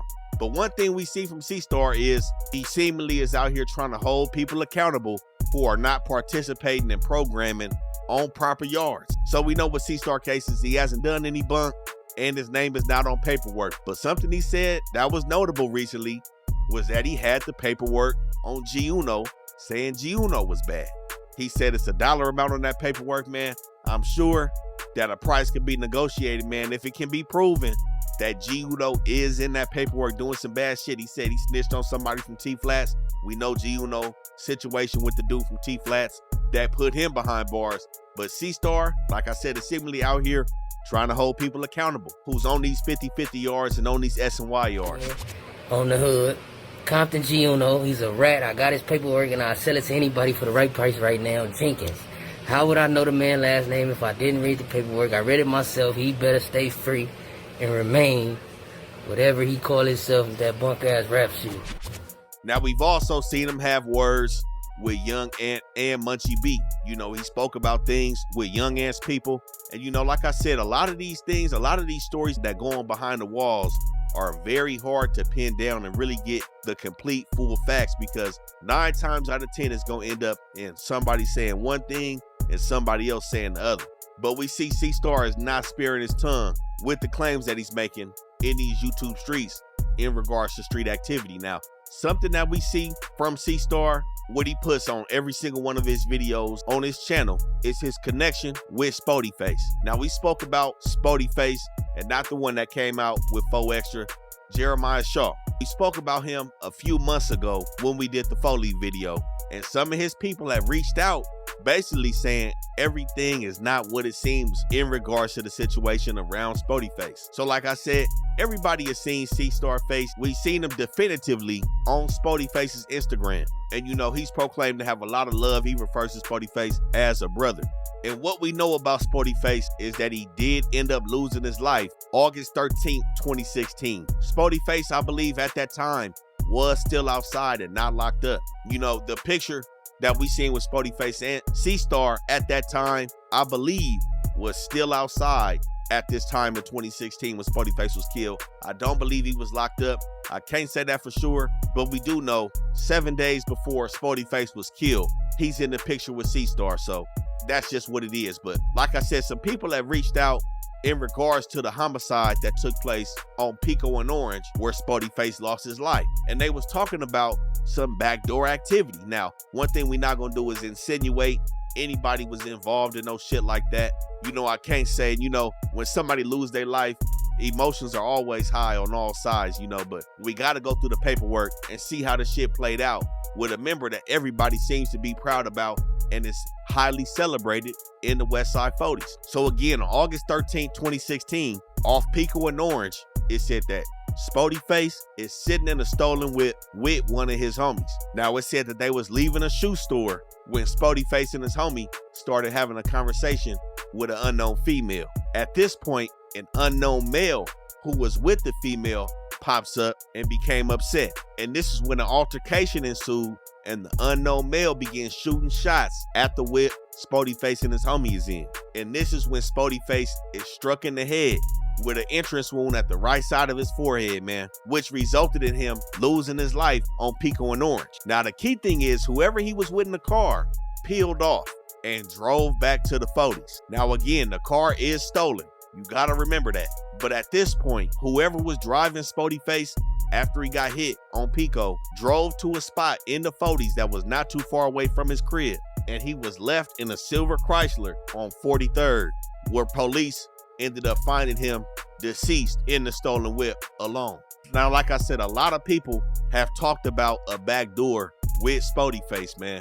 And it's sad that he had to lose his life this way. But as we see, this is why C-Starr is still heavily commemorating his life. You know, this was a tragic event for a loved homie over there. And like I said, some of his people reached out about this situation and they trying to keep his name alive in the right way out here. But overall, like I said, C-Starr, a well-respected homie in his hood. We know his reputation is up high. We seen him recently with 4 Leaf. And we know by how he pushes lines with everybody else on the internet that he's not in a bad yard. I also heard he is coming home soon. I feel like he's somebody that does represent the 40s right. Like we spoke on numerous times, the 40s run a specific program over there on the West Side, and they be having a lot of strong homies come out their section. I think a lot's to be seen when he gets back outside. You know, his YouTube page is completely took off. Y'all go over there and check him out. But overall, C-Starr is somebody that I would also give an A to as some Crip representation. You know, been down multiple times, stayed solid on his cases, no smut on his name, somebody who seems to be respected by his homies and his enemies. And we've overall heard no bunk shit about C-Starr, man, so that's why we got to give him an A. Now, next up, we got one of the dumbest motherfuckers to ever have been given a platform to talk to the people.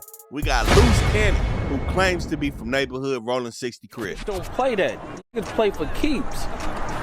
Like, you talking about let's get down. Nigga, you don't want to get down with the low, nigga.